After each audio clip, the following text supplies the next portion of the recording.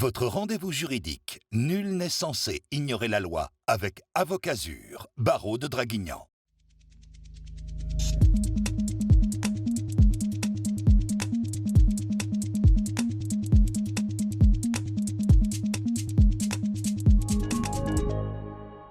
Bienvenue à tous dans ce nouveau numéro de Nul n'est censé ignorer la loi sur Azur TV, votre émission de conseil juridique en partenariat avec l'Ordre des avocats de Draguignan qui nous accueille au sein de sa bibliothèque comme à chaque rendez-vous.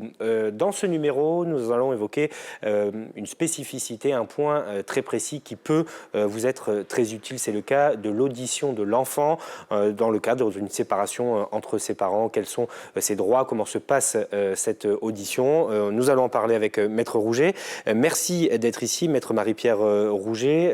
Alors, je vais vous poser plein de questions très pratiques parce que c'est vrai que ce cas de l'audition de l'enfant lors d'une séparation pose beaucoup de problèmes d'idées reçues et de problèmes d'attitude aussi chez les parents et chez les enfants. Alors, avant de vous poser mes questions très concrètes, vous allez voir, on va essayer d'être très pratique dans cette émission.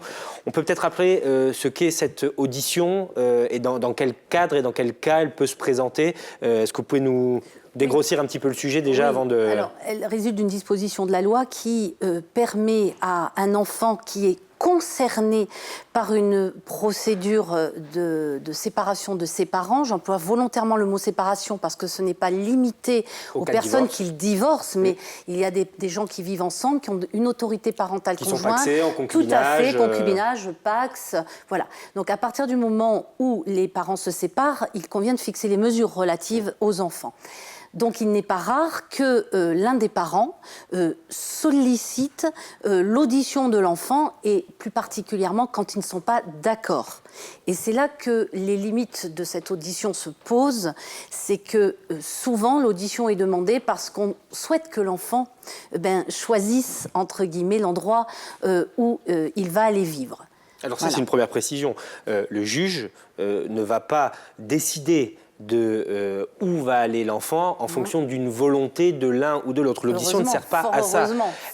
Elle sert à déterminer le cadre dans lequel évolue l'enfant, déterminer aussi dans quel état psychologique se retrouve l'enfant. Il ne faut pas croire qu'en ayant bourré le crâne à son enfant, lui disant « quand tu seras devant le juge, tu diras que tu vas aller chez papa ou aller chez maman ça va automatiquement résulter... C'est beaucoup plus complexe et voilà. que ça. Mais alors justement, parce que c'est vrai que c'est un cas concret du droit et on pense tous à ça, on se dit que l'audition va servir à demander à l'enfant qui est en âge de comprendre ce qui lui arrive, parce qu'il y a une notion d'âge aussi qui est... Il y a une notion de discernement sur laquelle je vais notion de venir discernement aussi. sur laquelle on va revenir, mais attention, donc ça c'est la première idée reçue qu'on peut déjà balayer. Tout à fait balayer, voilà.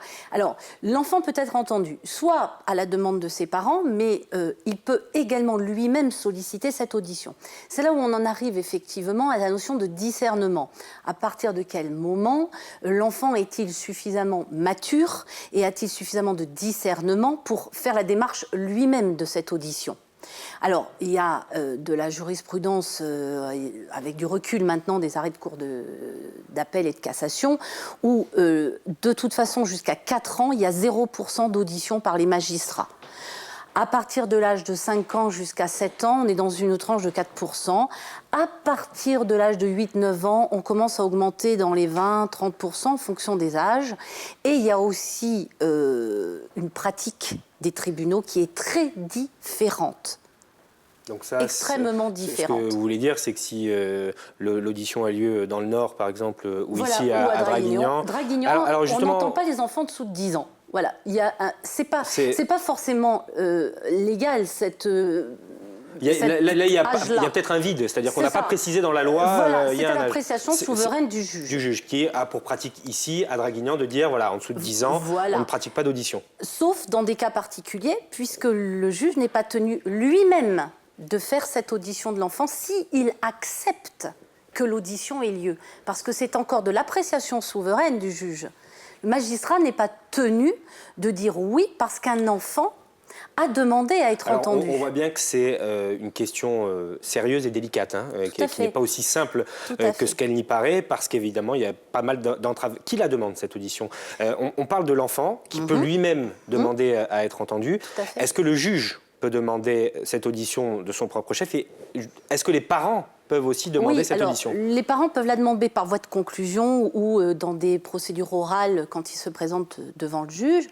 Il faut quand même qu'ils justifient de cette demande d'audition.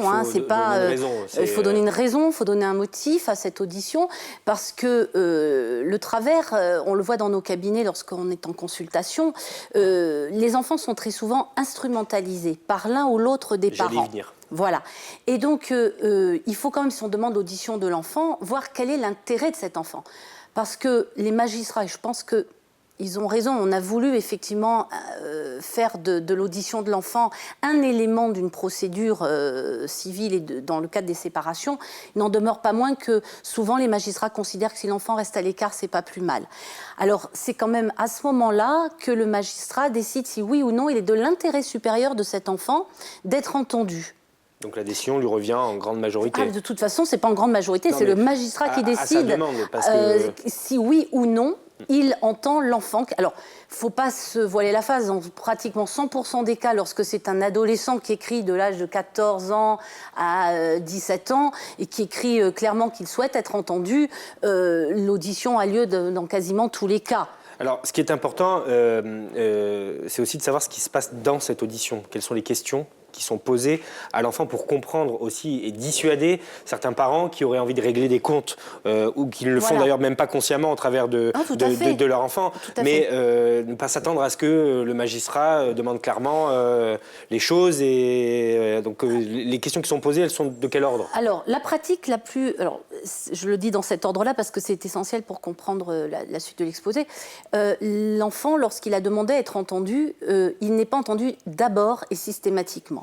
Le magistrat entend les parties, les parents, il entend exposer la situation et ensuite, s'il estime devoir entendre l'enfant pour se faire une opinion sur ce qui lui a été rapporté, il ouvre les débats et dit « voilà, j'entendrai l'enfant à telle date ». Et ensuite, il dresse lors de l'audition un procès-verbal de ce que l'enfant lui a dit. Ça reste dans le cadre du bureau du juge, de huis clos. L'enfant est oui ou non assisté d'un avocat, parce que ce n'est pas systématique.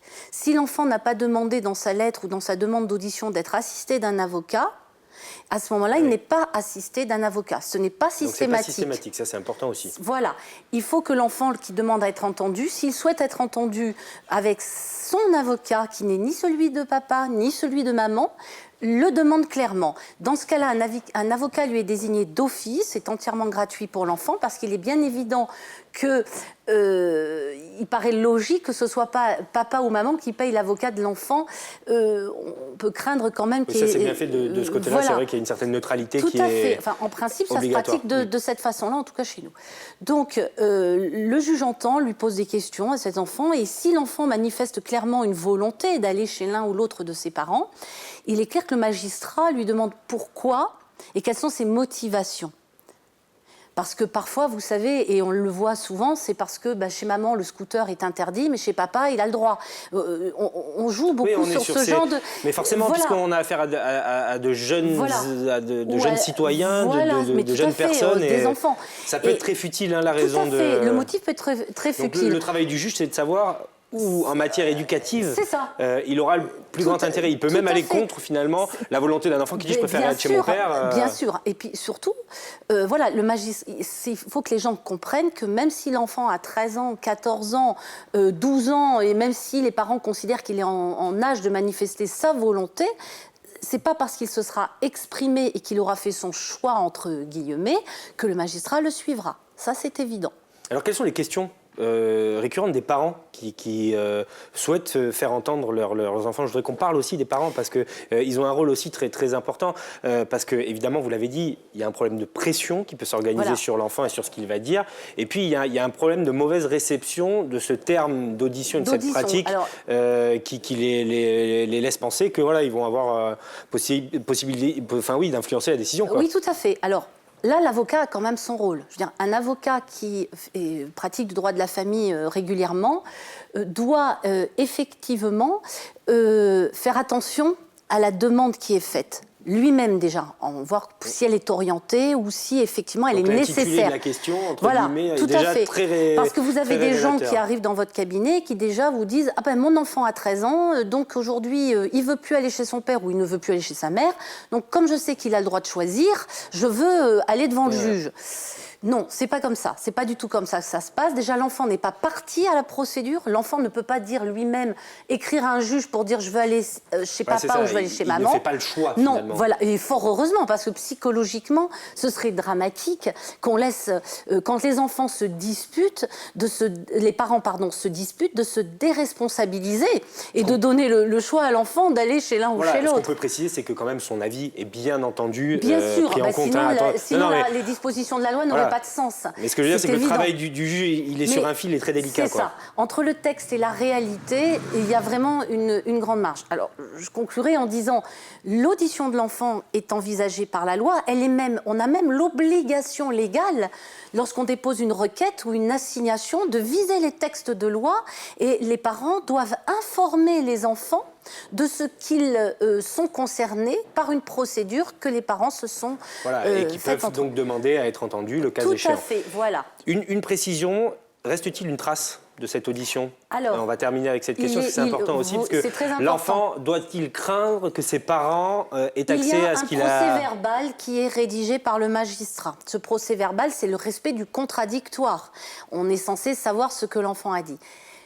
Certains magistrats, à la demande des enfants, si les enfants le souhaitent, son procès-verbal ne reporte pas la totalité des propos qui ont été tenus par les enfants. Il laisse les idées principales en étant, je dirais, souple sur les éléments qui lui ont été fournis. Mais il faut que ce soit la demande de l'enfant. Sinon, c'est un procès-verbal assez rigoureux de ce que l'enfant a dit dans le bureau du juge. Donc, ce qu'on peut dire en conclusion, sur ce petit point de détail, c'est que finalement, l'enfant est donc très bien protégé, que le procès-verbal peut être édulcoré, voilà, et que finalement, ce recours à l'audition, il est hyper important dans les cas, mais qu'il n'est pas ce qu'on croit. Donc il faut faire très attention à sa manipulation. Ça, c'est les idées reçues et effectivement ne pas le faire systématiquement. Voilà, c'est un droit, mais ce n'est pas une arme. Non, voilà, tout à fait. Merci beaucoup, Voilà. Maître Marie-Pierre Rouget, pour toutes ces précisions. J'espère que vous avez trouvé des réponses peut-être à des situations qui sont importantes. On ne fait pas n'importe quoi avec le droit d'audition et c'est bien de le savoir. C'est le rôle de cette émission Nul n'est censé ignorer la loi. Merci de nous avoir suivis. On se retrouve dans 15 jours, toujours depuis Draguignan. Nous parlerons du droit pénal. Très bonne suite de programmes sur Azur TV.